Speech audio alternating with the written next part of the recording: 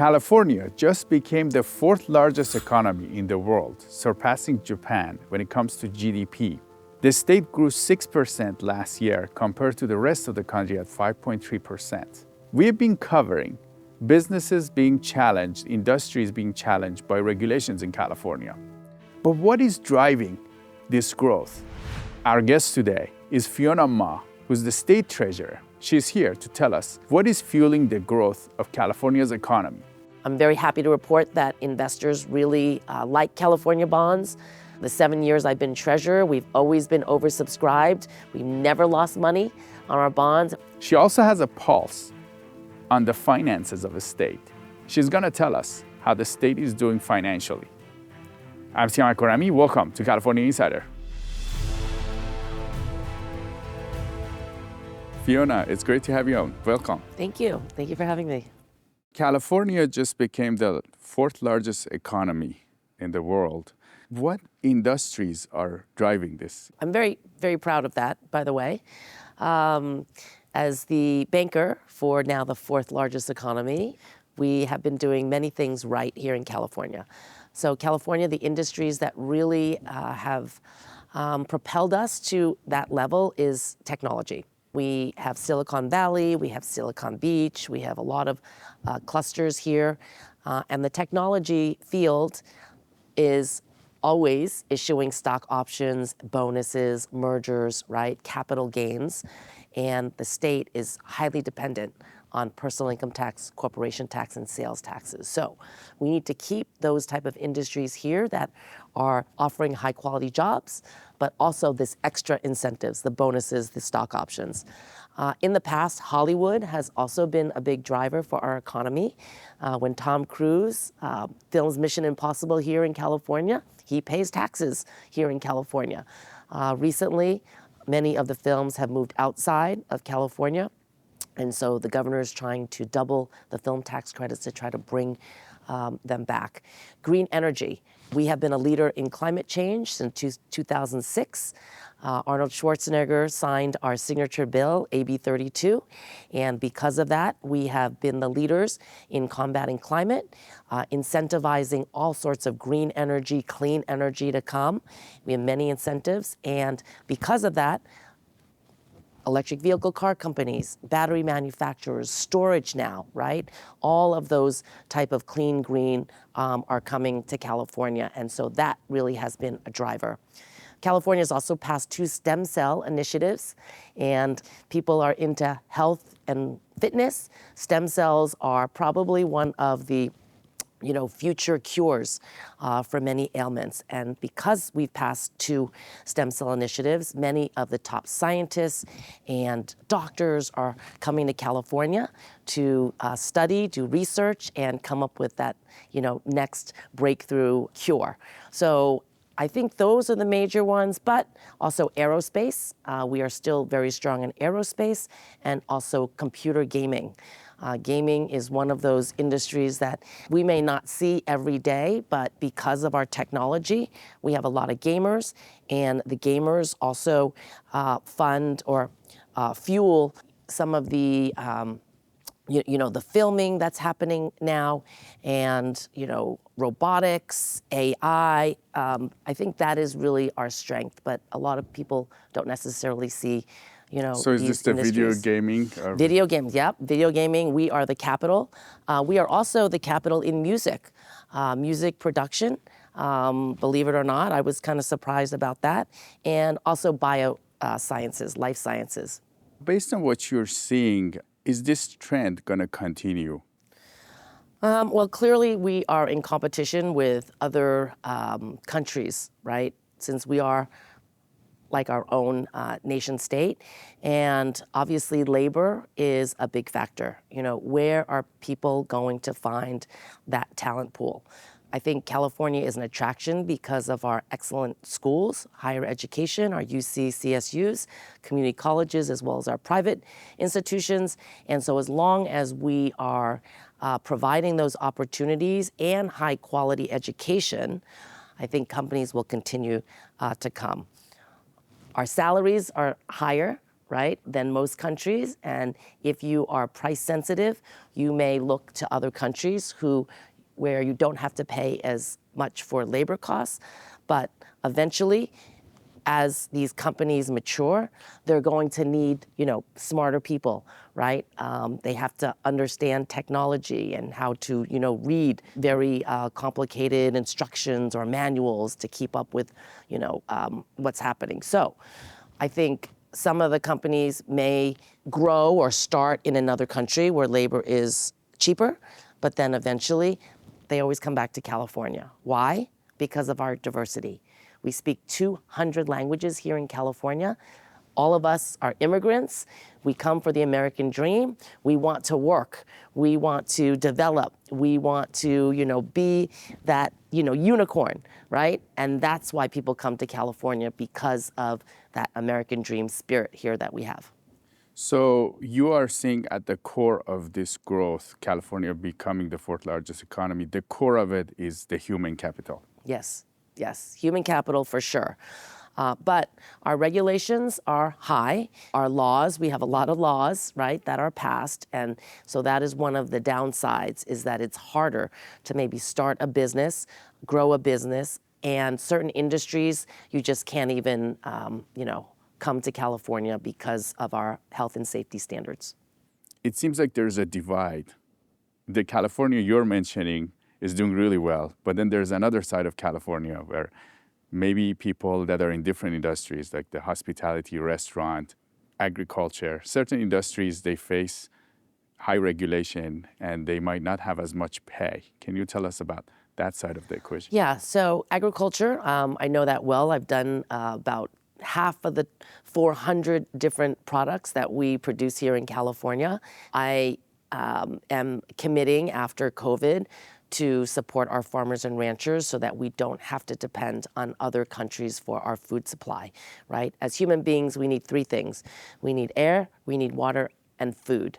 And for me, food is the easiest to control. So let's take agriculture, for example. We need workers. Many of our workers do come from Mexico. They come, they work the season, they want to work hard, send back money, and then go back, spend time with their family until the next, ag season. So we are highly dependent on labor from Mexico. Also our hospitality industry as well, our hotels, our restaurants as well. But that's the way, people start. They come to America, they can work 2 jobs, sometimes 3 jobs, save money, buy a house, right? Come here, watch their children have a better life, and that is still where you can, achieve that American dream here in California, unlike other states that don't look like us, that may not give those same opportunities to people that look like us. Now, you manage a lot of California's money, right? Yes, so as the bank, I take in all of the revenues, all the taxes, fines, fees, everybody pays. It's about $3 trillion. Whatever the state is not using, I manage the short-term portfolio for the state as well as for 2,200 local governments. That balances about $175 billion. I generate probably $17, $18 million a day for the state of California. And then I also issue all the bonds for all of the infrastructure, the buildings, the roads, the bridges. And I also issue the bonds for the UC and the CSU systems so that they can build, their infrastructure and their buildings. So that's on the constitutional side. Very, very important. As the banker, we used to have a vault in my office where all the gold, used to go into, and now it's not gold, but it's everything else. And then, thanks to Jess Unruh, who was a powerful speaker in the assembly, when he became treasurer, he said we should do more. So now I fund and finance affordable housing, public transportation, green energy, schools, hospitals, children's hospitals, emergency crisis beds, garbage and recycling, a lot of small business programs, and I have 4 savings programs for higher education, Scholarshare 529. For people who don't have a retirement savings plan, they'll have to enroll in my plan, Cal Savers. People who have disabilities can now save up to $19,000 through our Cal Able accounts. And then our newest savings programs is our HOPE accounts for any child who lost a parent or guardian due to COVID or long-term foster youth. So those 18 programs are within the Treasurer's office. A lot of people don't know how much money we take in and how many things we fund around the state, but when people do know, then they're calling me because everybody needs some money to do something. After we had surpluses during COVID, the governor and the legislature allocated $2 billion for child savings accounts. These are for 1st through 12th graders on free and reduced lunch. They're eligible for $500, free money. They just have to claim it. If they're a foster youth, another $500, and if they're a foster youth, another $500. So this is available for low-income students right now. They just have to go to calkids.org, put in their student ID, and answer a couple questions. And if they're eligible, that money will be in their account so that they can use it for higher education or an apprenticeship program. And it's not the money, but it is the concept that we are giving hope to this next generation, that we want to invest in them. We want them to do better. We want them to go and get, their college degree. And it is working because we have signed up kids on their own, and all of a sudden they're like, $500.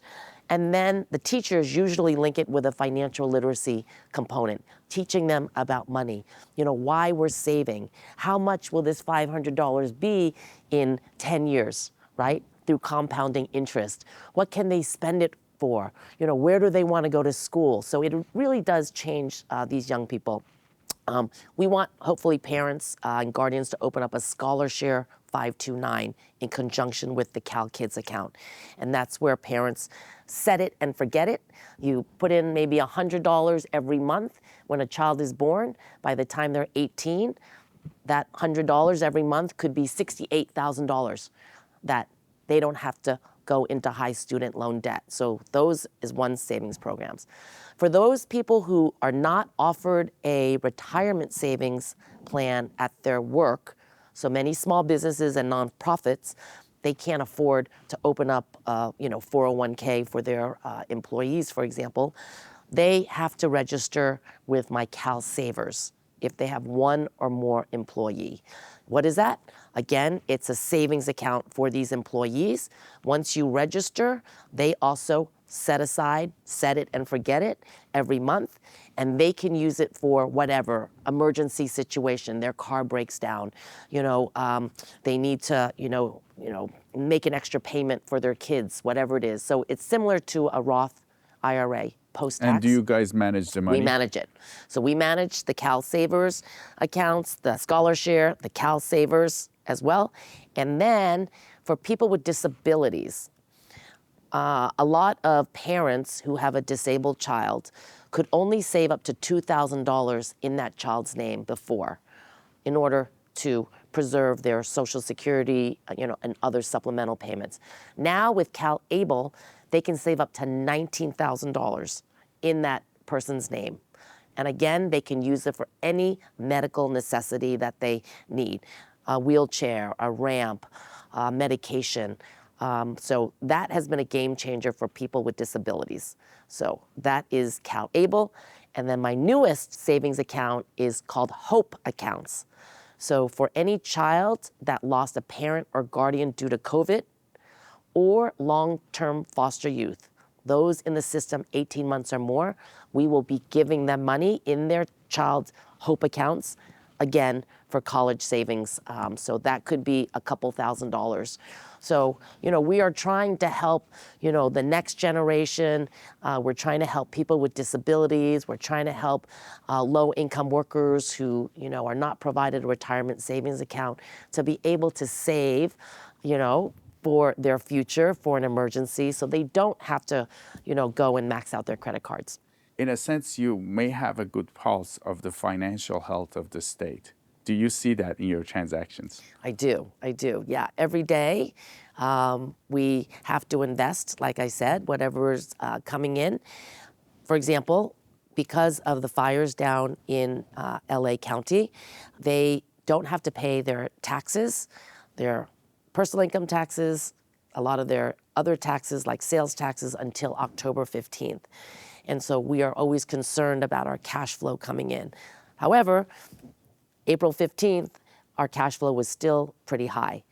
So we were kind of surprised that people either are on a W-2, so their taxes are, consistent, or people were used to it, they're prepaying, they're paying their taxes. So, that was a good sign for us, and our budget reflected that in the governor's May revise. But every day we are, watching. I manage, as I said, 2,200 local governments. Every day I'm asking, did they take money out? If local governments are taking money out, it's either because they have cash flow needs, or perhaps they're getting more money, better rate of return someplace else. And so that's kind of one of my ways to assess how local governments are doing as well. You mentioned the green energy in California, and it's doing well. How much of it is subsidies and how much of it is actual real things that will last for a long time? Have we passed the stage where we are not subsidizing them anymore, and there's some that you think they have a lot of potential that can be big globally? California does not subsidize that much in terms of incentivizing companies to come, unlike other states where they roll out the red carpet, for example. So we, really, we're still a very entrepreneurial state. And I think the future for California has to be public-private partnerships, because we just don't have enough money at the government level, to fund everything we need. So I'm sponsoring a bill right now called the Golden State Infrastructure Fund, which will essentially be a 2-for-1 match. So for every $2 the private sector puts in, California will put in $1, and then we will have some sort of revenue share agreement. Because number one, we have to generate more money, can't be so dependent on personal income tax, corporate tax, and sales taxes. And then we still have infrastructure. People still want to come, they want to build, we want to renovate, we want to expand, but that requires infrastructure dollars, and that is very, very expensive. So I'm hoping, so far it's passed out of the Senate. It's going to go to the Assembly, but we have to think outside the box in terms of what the state needs and how we're going to stay ahead so that we can continue to be that leader. You are bringing a business perspective, like an entrepreneurial perspective, into government, from what I gather. I do, because I'm a CPA by training. I'm a real estate tax accountant, but I understand the relationship between taxes and people and incentives and carrots versus sticks. I think we should be creating more carrots versus sticks. And in California, unfortunately, when you hear about people having a difficult time or struggling, a lot of them have gotten in trouble.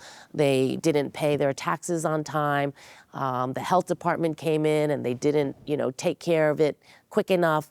And then they get into this cycle or this loop or this black hole where they can't get out of it. Now, all of a sudden, the city attorney is suing the business, and then they're all, worked up because they can't pay for that and they can't operate their business. And then what do they want to do? They want to shut down. They want to go hide.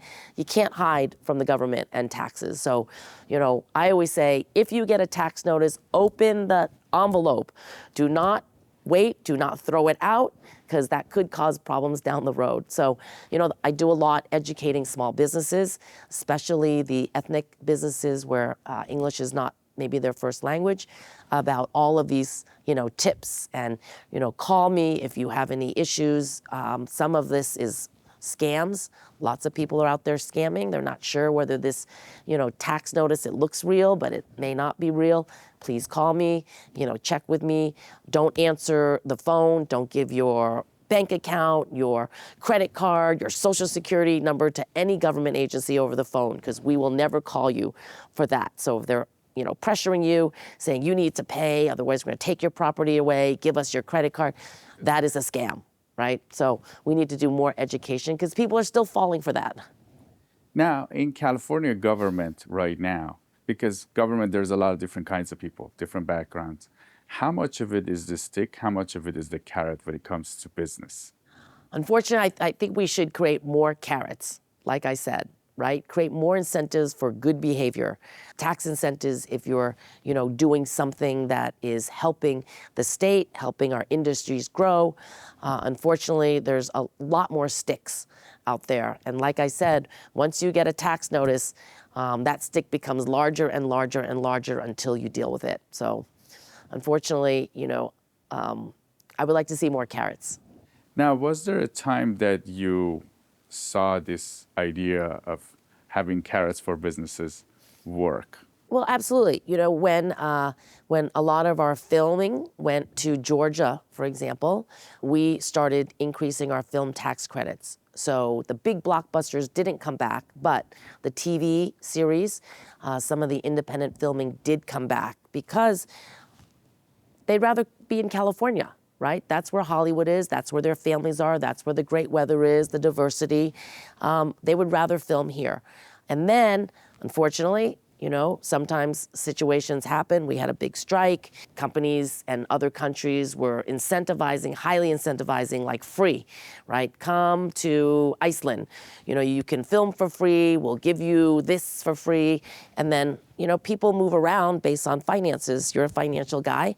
So you're like, well, okay, do I pay more here or do I go there? So then they go there, and then we try to, create more incentives to bring them back. But it's very, very hard sometimes for California to compete against other countries. So, Fiona, you have the respect of some of the business community that we know. How can California ensure that businesses that are successful, that have used the resources in California, will stay and continue to contribute? Yeah, I think we need to do a little bit more. We have a lot of international investors that want to come and put their money someplace. And a lot of times they will start in another state because these states have like offices or ambassadors, or their universities are partnering with these countries so that when they want to come to a state, who are they going to come? They already have friends. They already have someone to call. They say, come on, welcome, stay at my house, come check things out. California does not do that. We used to have international offices, but then we had the Great Recession in 2008, and we shut down all of our international offices.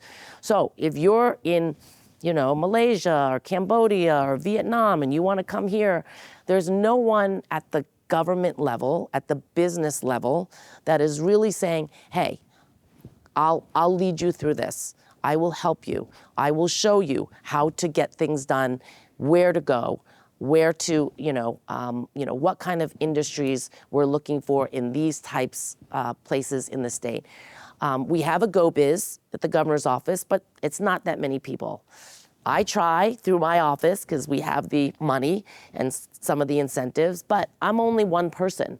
So we really need to create a more robust, business ambassador program, not only here in California, but also around the world. Now, you're running for lieutenant governor position. Well, first off, I'm the oldest child of immigrant parents. I never thought I would even run for office, let alone be the treasurer of the fourth largest economy. So if I can do it, other people can do it. So that's why I always tout the American dream. I've been doing this for 30 years. This is my passion. This is my calling. I could leave and go make more money. I could sit on corporate boards. I can have a nice life. I can go travel. But that's not really who I am, and that's not how I'm wired. I love helping people every day. And so, I've been taking this step by step: Board of Supervisors, State Assembly, State Board of Equalization, Treasurer. So that next step in my journey is Lieutenant Governor. And how did you get involved with the public service? Yes, so I started with one of the big 8 accounting firms, and after 5 years, quit because there were no women or people of color in leadership positions, and I became president of the Asian Business Association. And that was the first time at the age of 28 that I had to go and lobby the Board of Supervisors and the mayor in San Francisco, went up to Sacramento, got involved in the White House Conference on Small Business under President Bill Clinton, and I started to understand that these people in elected office are making the decisions about where our money goes, about the laws that are passed, about the regulations, about who they're appointing to, oversee many of the important boards and commissions. And I looked around after a while and thought I could do a better job. And that's usually what a lot of folks like me, they'll start with a local commission, then they kind of learn the ropes and they look and they say, well, if that person can get elected, I think I can do it. And so that's usually the path for, people like me who did not come to this country, don't have friends or relatives in politics. We just learn by doing and seeing and then believing that we can do a better job. In terms of the job you're doing right now, you are responsible for investing and holding a lot of the state cash, all of it, right? Is it all of it? Yep, pretty much all of it. Is it stressful to manage all this money? Absolutely. Cybersecurity is definitely my number one concern. And so I'm always talking to my IT people saying, what kind of, audits have we doing? What type of, software? Who are we collaborating with that's the best and the brightest to make sure that, that we are not hacked? I run, my agency is 500 people. The people elect me. I don't have a boss. Some people think the governor is my boss. The governor is not my boss. 8 of us are elected statewide. We are our own boss, and the people that elected us are our boss. So, every day it's running, a big financial company and all of the things that, executives worry about their people, worry about, whether their business is operating correctly, and of course, for us, cyber attacks. And you've managed to save the state some money. Yes. So over the past 7 years, I think we have refinanced higher interest bonds. We've saved the state about $8 billion. And then when we go and issue bonds twice a year, obviously my team is very good negotiators. So we try to get the best rates that we can so that the state of California is obviously making more money on the sale of our bonds. I'm very happy to report that investors really like California bonds. The 7 years I've been treasurer, we've always been oversubscribed. We've never lost money on our bonds, and we always get the best rates because my team is really, really good at negotiations. So you also are involved with CalPERS. There is a level of payout that retired employees need to receive. Some people are concerned that we're going to have challenges with unfunded pension liabilities down the road. What are your thoughts on that? Yeah, so I sit on CalPERS and CalSTRS, the 2 largest pension funds in the United States. Under Jerry Brown, when Jerry Brown was the governor back in about 2013 or 2014, he signed a lot of different laws that basically modernized the way the pension system is. So, people could retire at a later age. The pension payout was a little bit different for the older ones and the newer ones, for example. And we are going to be fully funded in both pension systems by about 2045. Well, what does that mean? It means that we have a 7% rate of return, required rate of return for CalSTRS, the teachers, and we have a 6.8% rate of return requirement for CalPERS. So as long as we're making 6.8 and 7%, everything is good, and we will be fully funded by 2045. So think about your pension as your mortgage. You own a home, you have a mortgage. Is your mortgage due tomorrow? No, it's due in 30 years. You've already calculated what your principal, your interest is, and as long as you can pay your principal and interest over 30 years, your mortgage will be paid off, right, in 30 years. Same type of system concept here for our pension. So we will be fully funded by 2045 as long as we make 6.8 and 7% rate of return on our investments. And so far, it's been going okay, right? Yes, it's been going great, actually. Believe it or not, during COVID, we had record surpluses. People were home, I guess, selling and buying, stocks, and interest rates were low, and so people were still, investing. And we actually hit double digits rate of return in those years. And the pension system is not based on a one-year rate of return. It's based on, the averaging. So as long as we're averaging 7% over, so many years, then we will be fine. So far, so good. Knock on wood. So you're running for lieutenant governor position. What are your goals? So, Lieutenant Governor, the first main job is that person must be ready and able to serve in case something happens to the governor. So that is like the Vice President of the United States. Lieutenant Governor sits on 5 boards: UC, CSU, community college boards, Coastal Commission, and state lands.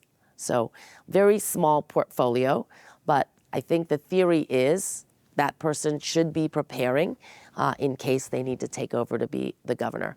Lieutenant Governor is also supposed to be overseeing the Economic Development Council. And because I've been doing a lot of economic development, I consider myself the ambassador, for bringing in jobs, keeping jobs here, international investments. I will be actively, doing more economic development in different industries. So I'll probably set up different councils. And then this governor, Gavin Newsom, delegated the international affairs to this Lieutenant Governor, Eleni Kounalakis. She was the former ambassador of Hungary, very comfortable and well-versed in international protocol. And so hopefully I will continue to do more international relations because, like I said, as the 4th largest economy, we are like our own, nation, and we need to develop our own relationships around the world. You mentioned housing, and part of the complaint from people in California is major part of it. People that are challenged by cost of living is housing. There's a lot of effort to solve it, but somehow it doesn't look like it's going anywhere. Well, housing is a product of supply and demand, right? We have a lot more demand than supply. There's a couple of issues, I think, that contribute to this housing crisis. Number one, when someone wants to build housing, they have to get approval from the local governments. And if the local governments don't want housing or are slow to permits, or there's called NIMBYs, not in my backyard people, they don't want more people, well, that slows down, the housing creation. Number two, we have a lot of older people who are in larger homes, right? Empty nesters that aren't necessarily able to sell their property or move because of tax reasons or the cost of living. And so they are sitting in houses that have 2 or 3 bedrooms that could be used for families, right? New families to come into California. There's also, the legislature has passed ADUs, accessory dwelling units, for people like me, immigrants who, we, apply for green cards for our family members. Where do they usually live? They usually live with us in their house. So they live in a basement or in the garage, right? And we've been doing this for years in San Francisco, and they were always illegal. So if someone found out about it, they would call the building department, they would come down and make you take out that unit. And now those units are legal. So accessory dwelling units, you can put an independent, unit on your backyard, for example, or it could be inside your house using a garage or, basement community room. Those are now legal. However, the banks don't finance those type of units until you build it. So who can afford $150,000 to $250,000 out of pocket, right? So I'm working with the banks to try to create a program where they will essentially offer a line of credit so people can, buy or build their units and then turn it into permanent financing. That could also help solve the crisis. And for many seniors who are living in these big houses, they would love to move into a smaller unit and rent out their house so that they can stay on their property. Seniors, Social Security doesn't increase. However, the cost of living keeps going up, right? The cost of groceries, the cost of insurance, property taxes, everything rises, but these seniors don't have a way to keep up with it. And so, there's multiple ways to go at creating more supply, But things sometimes are slow. Sometimes communities don't want it. Sometimes it's just not, available in terms of being cost effective. I know homelessness is a big issue here in California, and it got worse after COVID, right? When people lose their job, well, what happens when someone loses their job? They all of a sudden can't pay their rent. They can't pay their rent, they're living in their cars. Eventually, their car gets booted, they can't pay to get their car towed, and then they're on their street. When you're on the street, what happens? Usually, your things get stolen. You cannot get any type of service if you do not have an ID, California ID. How do you get your ID? Like you lose your driver's license, you have to go and give your original Social Security card or your passport or your original birth certificate. When you are on the street and you have lost everything, how many people can go to DMV and present even one of those pieces of ID?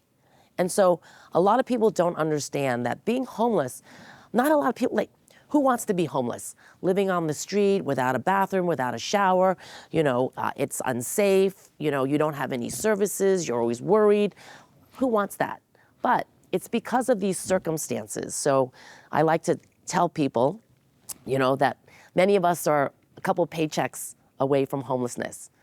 Back in our days, our parents would say, oh, save 6 months of salary. How many people save 6 months of salary?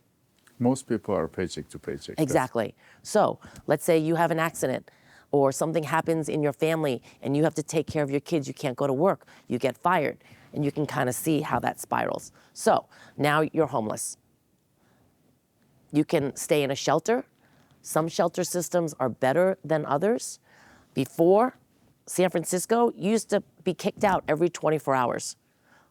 That doesn't make sense. They've reformed that. You can now stay a longer period, maybe a month, 3 months, 6 months, which is great. Sometimes it's not great in the shelter system, but some people need services. They need medical attention. They need their drug addiction issues. So we have great, they're kind of transitional housing for homeless. They're called navigation centers, where you bring people off the street with all their things, with their shopping cart, with their girlfriend or boyfriend, with their dog, everything. You bring them in and then you stabilize them, and then all the social workers are there providing the services that you need to get back on your feet. We need more navigation centers. People don't want them in their neighborhood, okay? Where are we gonna put them? That's one issue. Again, the NIMBY issue. Then, after they're stabilized, they need to transition. Where are they going to move to? Normally, it's to a single room occupancy room, right?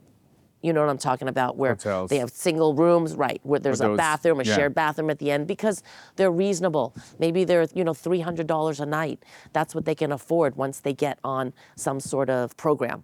So you need to have that type of housing. Then, after they maybe have a job now, able to save money, now you have to go to affordable housing, which is what I subsidize to create. But those waiting lists are long. So, these type of housing availability is not always available when people need it. And again, long waiting lists, not enough supply. We don't build it quick enough.